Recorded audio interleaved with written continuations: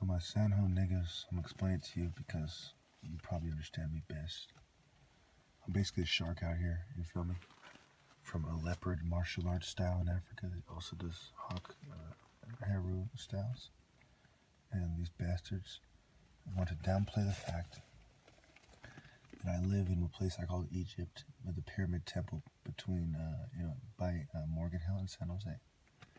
And Gilroy is south of 101. So I go over the hill, I go over the pyramid, so to speak, onto the other side. Because the pyramid is like the separation between Egypt and the Middle East is one way to look at it, right? Which allowed them to come in and says, we're not going to block you at the, right at the front. We're going to allow you to come in when you're hungry and give you a fair price for your granary, as long as you respect our religion and don't try to take our women and disrespect us, because we don't want to fight with you. We know we have the good land. We know we're the blacks who made peace with other people and made friends with them, kind of like in America. And just like in America, we have a lot of influence and respect on the street level especially. But in Egypt, we were also the ruling class, okay? So I come here, 80%, of the slaves who came to America came from the coast of Nigeria, and I was taught that 80% of the body is water. I don't know how true that is. About 80%, so about approximately. Sorry for speaking fast, and I'm a little bit buzzing, just a little bit. I actually write down how much I drink, and I was told that you absorb about 2 beers an hour, 2 12-ounce beers. So, I just do a little drinking, and I lightweight break the law, and I'm 100% honest about it. If you get caught, so what? You get a little ticket, no big deal. But at the same time, there's a mental barrier. It's a psychological, man-made barrier between me and even coming out here. But where I live, there's kind of like a subculture of KKK. There's a spectrum of white philosophies, which include far right, gay white, liberal, eugenicist, rich white, especially in Morgan Hill. So I am alienated. And so there are some real niggas, but we're like separated by other psychological barriers, gangs, neighborhoods, economic, classes, social classes, social systems of divisive scum pushing people around of this world. When I'm in this bitch, none of it. And even out here, I come for the spirit of the water of God. I come for the water of God. I come for the nature. I come for the Rastas and the homeboys and the Southsiders living in peace. I come to get away from all the beast nonsense. Same reason I go home, but I'm not comfortable at home.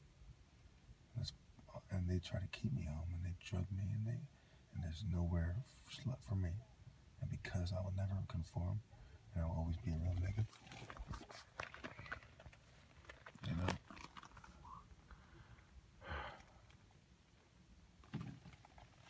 It is what it is. Oh, you see the people going by. You probably just seen a bunch of beautiful women. You see, I was inclined to put my camera down. I'm gonna be honest. I feel uncomfortable sometimes even doing that, even though in my heart I desire to lust for women and record them and say, oh, look back at it later and say, oh, she's hot, and lust, right? But at the same time, I let my higher self win, and it deprives me of a lot of fun, especially in a country, in a world where fun is placed above everything else. And in my heart, I yearn to go back to being a gangster. And in further compounded matters, I got in an argument, and I have a history of law enforcement, lightweight, nothing on my record or anything like that. And so I yearn to, you feel me, set the record straight on these motherfuckers. And and when I'm at home, sometimes I'll hold my stuffed animal, right? So, or I'll start talking to it, right?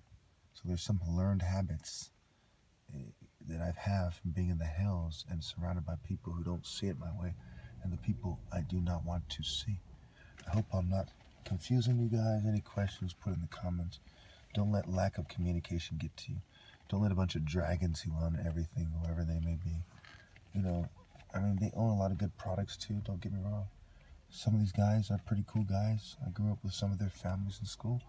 I'm not trying to take heads off. See, the things you miss out on life, they just pass you by literally, right? Do you see what it means to be passed by and to be different?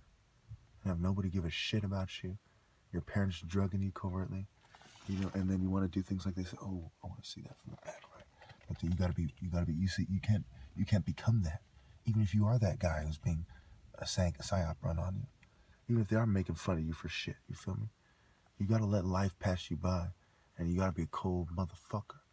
And then when you start getting angry because you're in the hells, and you know people just go down the street and there's beautiful women and niggas smoking weed and rastas and the kind of people that you're inclined to be with because of your cultural values, your philosophy, your perspective, your lens, your heart, your mind, body, heart, and soul.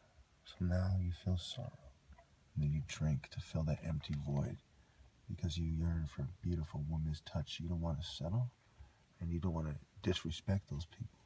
But when they disrespect you by trying to get you to settle, you feel inclined to disrespect them. And then when you do, and you know they're going to try to take advantage of you, feeling bad, you feel me? But then you want to make life fair for everyone. To show them that, hey, even though you did that, I'm going to turn the other cheek, and that's what it means. It doesn't mean I'm some bitch, you know, because I could kill them anytime I want.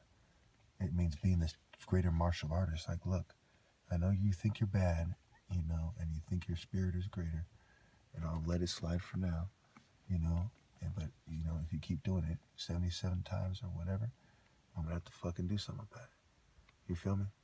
And so Judah, as a people, as the spirit of the people, we've been through a lot of shit. We've been taking a lot of shit. And that's why a lot of us like to lash out as lions of Judah, so to speak. And again, I'm not Jamaican, and I don't know everything. I give you my perspective, and don't let people use that to, to say that they are right and I'm wrong either. On the same token, to say that they have the expert power and I'm just some bitch. Well, I went on, and I don't want to bore you to death. But I think you can see a lot why I'm right, not just where I'm coming from by now. I mean, if you look at the perspective of why I feel inclined to come here, and people might say it's impulsive behavior, because from their perspective, that's what it seems to be. Because they have a lower perspective, a lower vibrational state is how a lot of these New Age people will refer to it as. And they probably got it just from, you know, reality, you know, vibrational, you know, viper. Don't be confused.